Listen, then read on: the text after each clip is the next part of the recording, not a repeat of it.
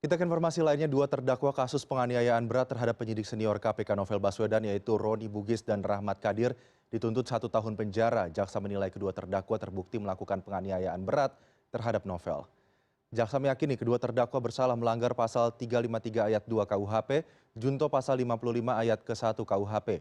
Jaksa menilai hal yang memberatkan kedua terdakwa adalah mencederai institusi Polri, sedangkan hal yang meringankannya adalah telah berlaku sopan selama persidangan dan mengabdi di institusi Polri.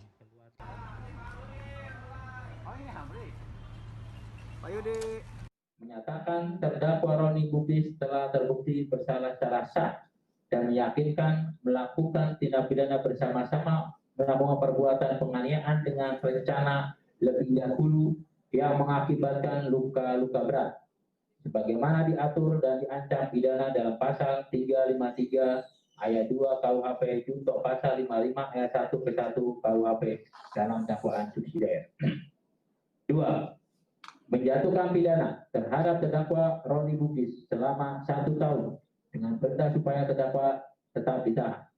Menuntut supaya majelis hakim Pengadilan Jakarta Utara yang memeriksa dan mengadili perkara ini memutuskan: 1. Menyatakan terdakwa Rahmat Kadir Maulidi telah terbukti bersalah serasa melakukan tindak pidana bersama-sama melakukan perbuatan penganiayaan dengan cara lebih dahulu yang mengakibatkan luka-luka berat sebagaimana diatur dan diancam dalam pasal 353 ayat 2 KUHP junto pasal 55 ayat 1 ke 1 KUHP dalam dakwaan subsidiar.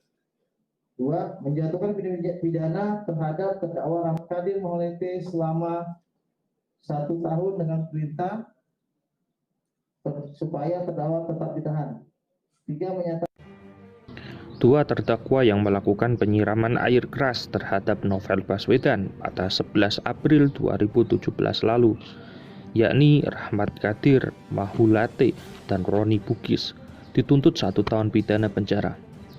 Tuntutan jaksa di Pengadilan Negeri Jakarta Utara yang begitu rendah itu menjadi sorotan publik.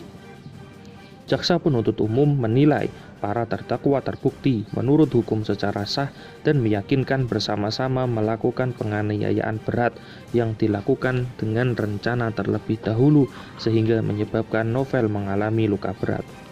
Namun, dalam pertimbangan menjatuhkan tuntutan, jaksa mengungkapkan bahwa para terdakwa yang merupakan anggota Polri aktif tidak sengaja melukai mata Novel. Mereka, terang jaksa, hanya ingin memberikan pelajaran kepada Novel karena dianggap telah mengkhianati institusi Polri. Proses hukum yang sudah mencapai tahap tuntutan dalam persidangan ini merupakan jalan panjang yang tak lepas dari polemik. Sejumlah pihak menganggap persidangan yang tengah berjalan merupakan rekayasa untuk seolah-olah memberikan kepastian hukum.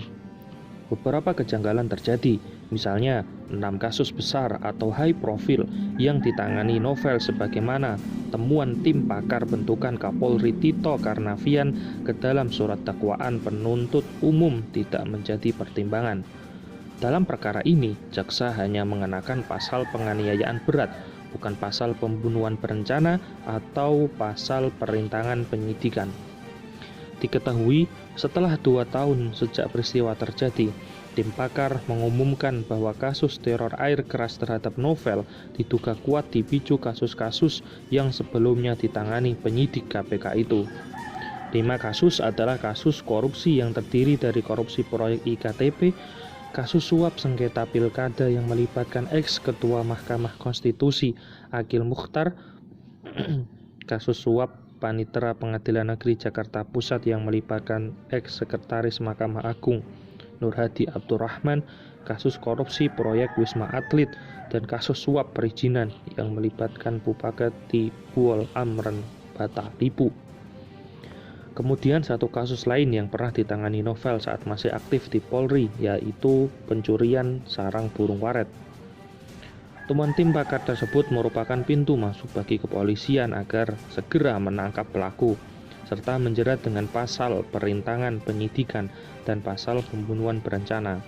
Dengan membentuk tim teknis, polisi mengeklaim melakukan kajian terhadap korelasi antara teror air keras Novel dengan 6 kasus di atas. Tim teknis pun melakukan analisa tepat kejadian perkara sesuai dengan teori pembuktian sebuah peristiwa pidana. Hanya saja, penanganan berlarut membuat publik bertanya-tanya akan keseriusan Kop Bayangkara tersebut dalam menuntaskan kasus teror air keras. Kepolisian bahkan tidak patuh terhadap perintah Presiden Joko Widodo yang menginginkan pelaku penyiraman air keras ditangkap dalam tenggang waktu tertentu.